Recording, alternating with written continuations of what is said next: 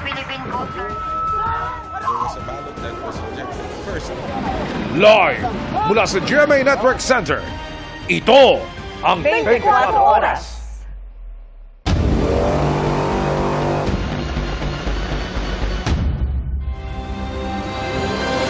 Magandang gabi po, Luzon, Visayas at Mindanao.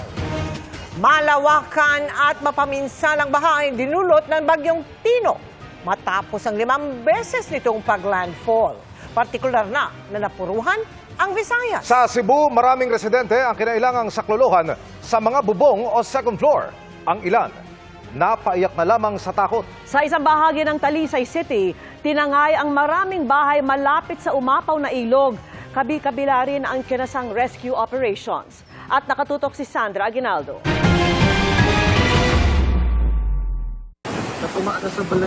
Kasunod ng magdamag na ulan, nagising na lang ang mga taga Villa del Rio 1 sa barangay Bakayan, Cebu City na halos kalahati na lang ng kanilang bahay ang makikita.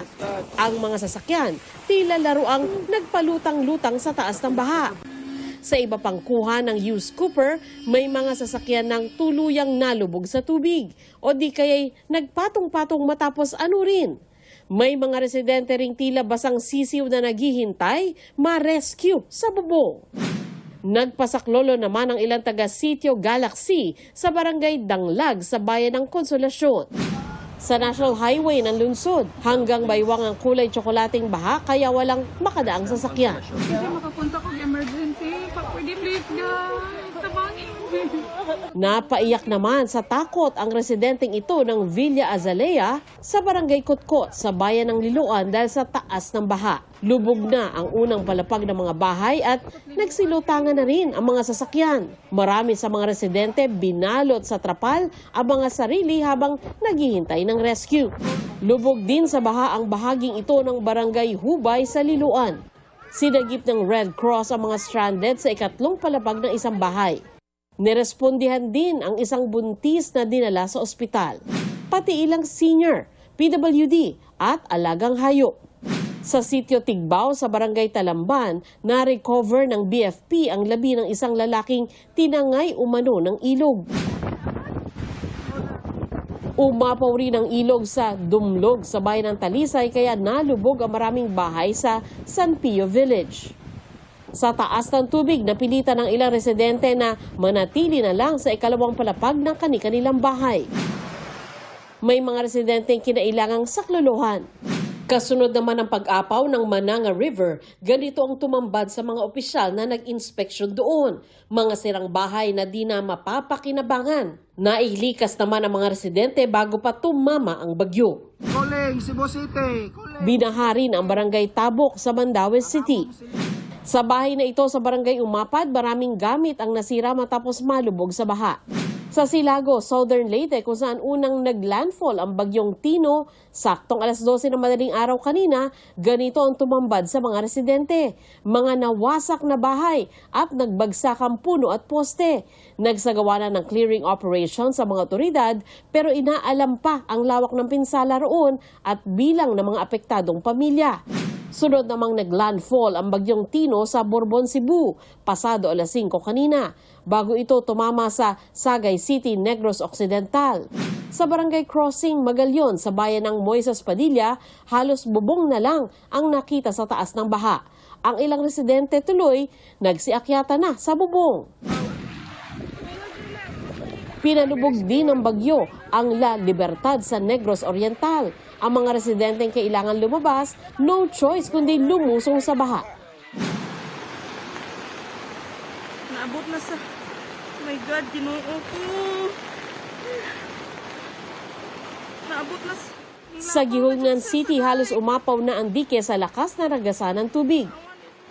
Ginoo ko. Oh my gosh. Abot dibdib pa ang baha sa ilang bahagi ng lungsod kaya isa-isang sinagip at inilipat ang mga alagang hayop. Ipasulo sa bintana, kinuwi kinaitik. Binahari ng kalsadang ito sa Dumaguete City. Wala namang naitalang malaking pinsala sa lalawigan ng Bohol. Pero kinumpirma ng PDRRMO na may nasawing barangay tanod doon matapos tamaan ng bubagsak na puno. Dahil sa bagyo, daang-daang pamilya ang nananatili sa mga evacuation centers sa Aklan. Karamihan sa kanila ay nakatira malapit sa Aklan River at mga bahaing lugar. Nagsagawa na rin doon ng emergency power shutdown. Naramdaman din ang malakas na hangin at ulan sa Legazpi City at Pamplona, Camarines Sur, kung saan halos mag-zero visibility na sa kalsada. Para sa GMA Integrated News, Sandra Aguinaldo, nakatutok, 24 oras. Malaondoy ang mga imaheng tumatak sa atin dulot ng bagyong Tino, kabilang nga ang patong-patong na mga sasakyang inanod ng baha sa Cebu. 10 bahay ang tinangay, pero ang pinakamasaklap ang nawalang buhay. Maki-update tayo sa live na pagtutok ni Alan Domingo ng GMA Regional TV. Alan! Mel, dito sa kinatatayuan kong subdivision sa Cebu City ang nakaranas ng matinding pagbaha ng naramdaman ang bagyo alas 4 kaninang madaling araw.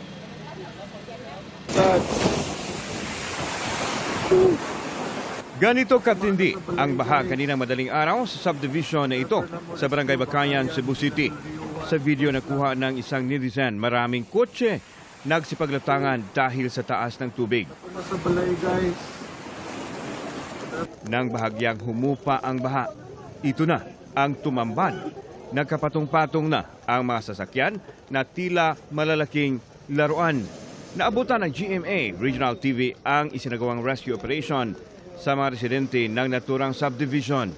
Inuna ang mga matatanda, may mga karamdaman, mga bata at babae. Gamit ang rescue equipment, isa-isang nirescue ang mga na-stranded na mga residente palabas sa kanilang mga bahay. Pagsuod lagi sa tubig yun, amo to kanang alas diha na gyud dapita ang tubig nga nisaka gig maayo kay wa gid sila gabantay.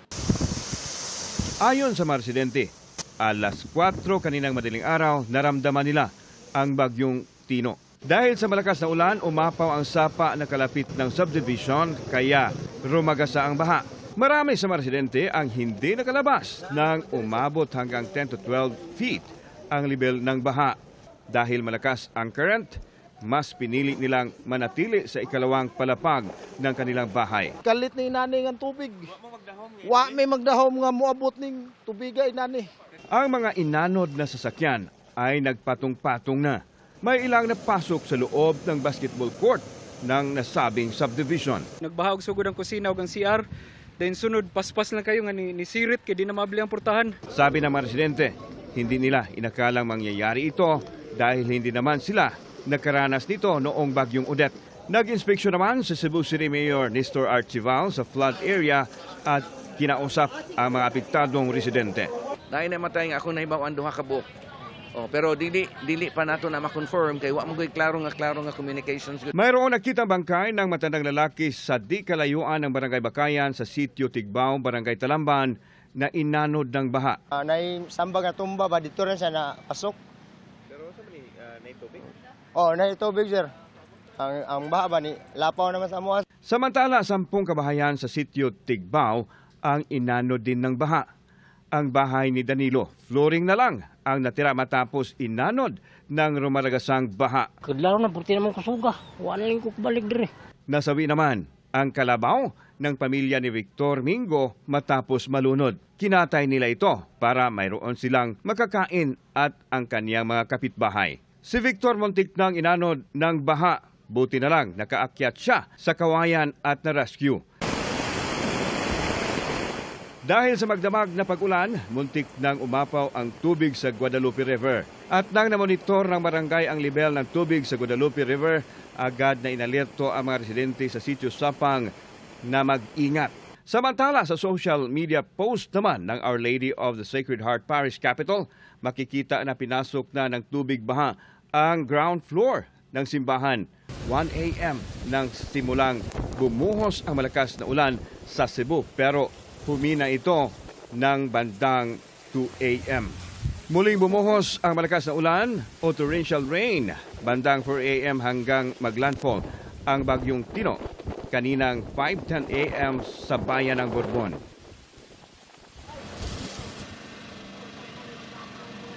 Mel, nang humupa ang baha, agad naman sinimulan ang clearing operation sa mga binahang lugar. Samantala, patuloy na ina-assess kung magkano ang danyos na iniwan ng bagyong Tino. Samantala, Mel, sinabi ni Mayor Archival na mayroong 12 katao ang patuloy na pinaghahanap matapos inanod ng baha. Mel. Maraming salamat sa iyo, Alan Domingo ng GMA Regional TV. Dead on arrival naman sa ospital ang isang lalaki sa Capiz na nabagsakan ng puno. Mahigit 50,000 ang lumika sa probinsya dahil sa bagyo. At ang latest na sitwasyon doon, tinutukan live ni Kim Salinas. Kim. Vicky, natumbang mga kahoy at mga kalsadang hindi madaanan dahil sa pagbaha. Ilan ang ito sa mga iniwang epekto ng Bagyo Tino sa Northern Iloilo at sa probinsya ng Capiz. Madaling araw pa lang, malakas na ang naranasang mga pagulan sa Rojas City, Capiz. Nakataas ang Tropical Cyclone Wind Signal No. 3 sa lugar dahil sa Bagyong Tino. Nagdulot yan ng mga pagbaha. Kaya pansamantalang hindi nadaanan ang 4 na kalsada sa lugar. May 2 ring apektado dahil naman sa pagguho ng lupa at nabuwal na puno. Sa panay naton ang magubilan at may soil erosion. Kag ang poblasyon ilaya sa Cali Martires may ara sang obstruction nga kahoy. Mahigit 56,000 na individual ang nasa evacuation centers ngayon sa probinsya ng Capiz dahil sa bagyo. We're not worried because nag-conduct tayo ng preemptive evacuation. Sa gitna niyan, isang dugo ang lalaki ang nirespondihan sa Barangay Sublangon, Pontevedra. Nadaganan siya ng puno bandang alas 10 kaninang umaga. Dinala pa siya sa ospital, ngunit idineklarang dead on arrival. Ayon sa isang residente ng barangay, na flat ang gulong ng motorsiklong minamaneho ng biktima, kaya tumigil siya sa lugar para magpakarga ng hangin. Pero nang makarinig ng ingay ng puno, sinikap niyang isalba ang motorsiklo ngunit nadaganan ito kasama siya. Nagambal man to sante siya nga palayo na sa motor, hindi sang balik. Nagbalik pa sa pagkatumbas ang kayo sa solo ya. Mapok sa dayon sa tunga sang krasada. Consider sa sir nga daw liborer sa sir. Reside sa temporary reside siya sa may barangay Sublangon. Makadto sa iya nga kanser, manukan. Nakikipag-ugnayan na ang pulisya sa pinagtatrabahuhan ng biktima at sa kanyang mga kaanak.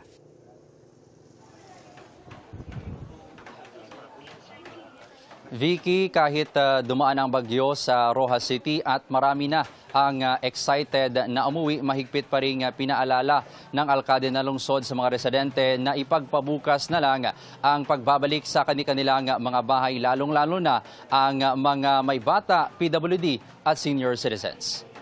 Vicky? Maraming salamat sa iyo, Kim Salinas. Pinadapa rin ng malakas na hangin ang ilang bahay, puno at poste ng kuryente sa Leyte. Napati din ang supply ng tubig gripo. Mula Tacloban, nakatutok live si Nico Sereno ng GMA Regional TV. Nico. Emil, dito nga sa Eastern Visayas, unang naglandfall ang Bagyong Tino kung saan naramdaman ng mga tao ang matinding ulan at hangin na dala nito. Maaga pa lang, napuno na ang MDRRMC Evacuation Center sa bayan ng Abuyog. Pasado alas 11 ng gabi nang naramdaman ang hagupit ng Typhoon Tino. Dala ang matinding ulan at hangin. Mas lalo pa yang tumindi pasado alauna ng madaling araw. Ang mga motorsiklong nakaparada nga sa evacuation center nagtumbahan. Alas 4 ng madaling araw, sumama kami sa pag-inspeksyon ng MDRRMO. Tumambad sa amin ang mga nagtumbahang poste ng kuryente sa kalsada. Hindi basta-basta makakalusot dahil sa mga kawad ng kuryente. Maraming poste pong natumba. Dulot nga ng nakaraan ng dumaan na bagyo. Pinipilit nating makalusot at iniiwasan natin magputol ng kable ng kuryente para mas mapadali po yung rehabilitation. So pagka ngayon, titingnan natin kung makalusot. Sa ibang barangay, may mga nadaanan kaming mga bahay na nasira ng bagyo, maging mga puno na nabuwal at nagsitumbahan. So far yung pinaka tatakutan lang namin is yung tubig. Which is Kanina medyo umaksyon ng akyat ng tubig galing dagat. Sa Lunsawang side, umabot ng sa may merkado, sa may park, at saka yung Zone 7, nagkatubig din. Pero hindi na umabot sa may barangay hall. Alon at saka yung ulan, at saka nataon din na high tide. Nang mag-umaga, mas nakita ang laki ng pinsala. Ang PNP agad na nag-deploy ng personnel para mag-clearing operation sa kalsada. Kahuman sa panguli na sa mga tao sa evacuation center, so mupokus na punta para makaagi ang supply kung na may mga relief operation, so makaagi na din ang mga kalsada. Sa lungsod ng Javier, may ilang mga residente ng abala sa pagkukumpuni ng kanilang nasirang bahay. Oo, nagipa. Yun na lang po, kay lisod man po og matudan. Na mga bata mo, kung mga dagko na, kay pwede man magtago-tago asang dapit ang dili turo. Sa San Vicente, poblasyon sa bayan ng Mahaplag, problema ng ilang residente ang grabing putik na iniwan ng baha. Umapaw daw kasi ang ilog sa kanilang lugar. Pero ang mas malaking problema, paano maglilinis kung wala namang tubig sa gripo at kinakailangan pang mag-igib sa may munisipyo. Kapag kipot may sa among bahay tungkol sa dako sa tubig. Ang lapok gadyo nga nakuha na kinhi. Kutob. Hawak. Hawak. Oo. Diya tubig ang diriliog. Ang isang residente, dumidiskarte na lang na ibilad sa araw ang kanyang bagong aning bigas na nabasa. Karamihan naman sa mga residente sa kanilang lugar ay pansamantalang nanunuluyan sa kapilya sa lugar na binaharin.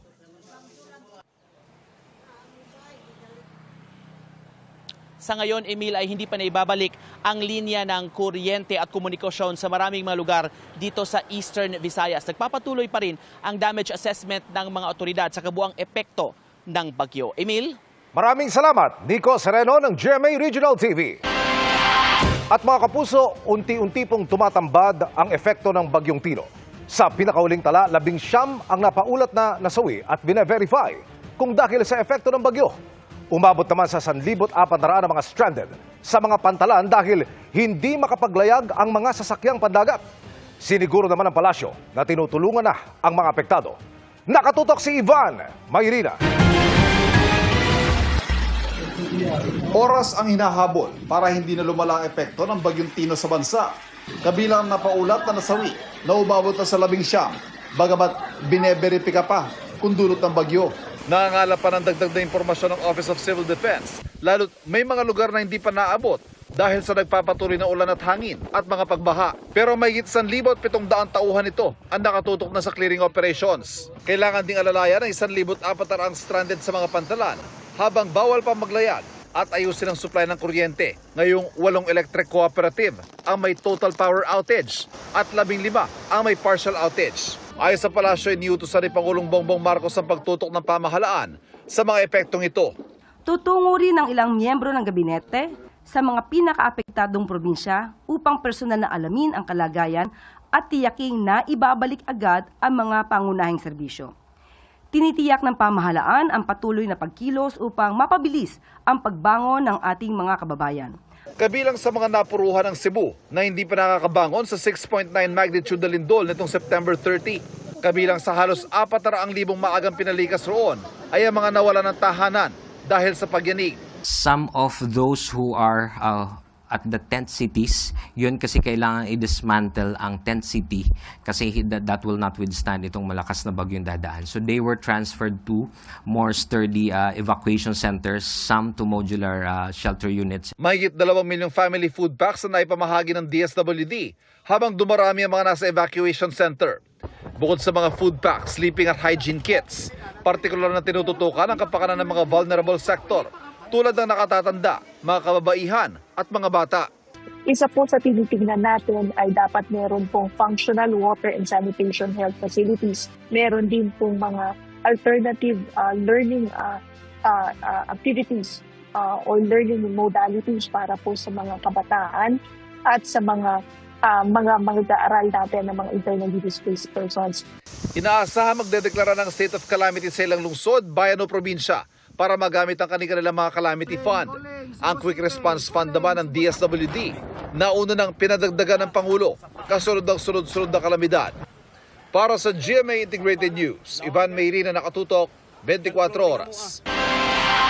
Mga kapuso, parating na po ang tulong ng GMA Kapuso Foundation sa mga lugar na matinding hinagupit ng Bagyong Tino. Tatawid po ng dagat patungong Homonhon Island, Eastern Samar, ang ating truck na may kargang sako-sakong relief goods. Ipapamahagi po yan sa mga residenteng lubhang napuruhan ng bagyo doon sa mga susunod na araw. Naghahanda na rin tayong maghatid ng tulong sa mga apektadong pamilya sa Talisay, Consolacion, Liloan sa Cebu at Leyte kapag ligtas lang maaabot ang mga lugar na binaha. Sa mga nais namang tumulong sa mga kababayan nating sinalanta ng Bagyong Tino, maaari po kayong magdeposito sa mga bank account ng GMA Kapuso Foundation o magpadala sa Cebuana Lowellier. Pwede ring online via GCash, Shopee, Lazada, Globe Rewards at Metrobank credit cards.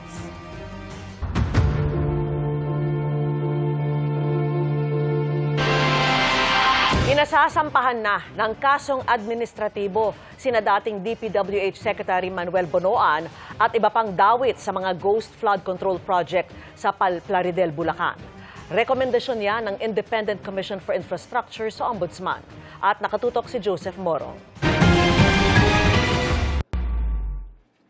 Sa ikatlong interim report ng Independent Commission for Infrastructure o ICI na inihain sa Ombudsman, pinakakasuhan nito si dating Department of Public Works and Highways o DPWH Secretary Manuel Bonoan ng kasong administratibo na paglabag sa Code of Conduct and Ethical Standards for Public Officials and Employees. Gayon din sina dating DPWH Undersecretary Roberto Bernardo at Maria Catalina Cabral, mga dating District Engineer Henry Alcantara, Assistant Engineer Bryce Hernandez, Construction Chief JP Mendoza at 5 pang engineer ng Bulacan District Engineering Office. Kaugnay ito ng 72.3 million pisong Ghost Flood Control Project sa Bagong Silang, Plaridel, Bulacan. Ayon kay ICI Chairman Justice Andres Reyes Jr. na kinabang ang mga senior na opisyal ng DPWH sa mga flood control project. We'll be submitting our interim report and recommendation to the Office of the Ombudsman on the alleged involvement of several DPWH officials and employees in obtaining bribes of unwarranted monetary benefits from flood control projects.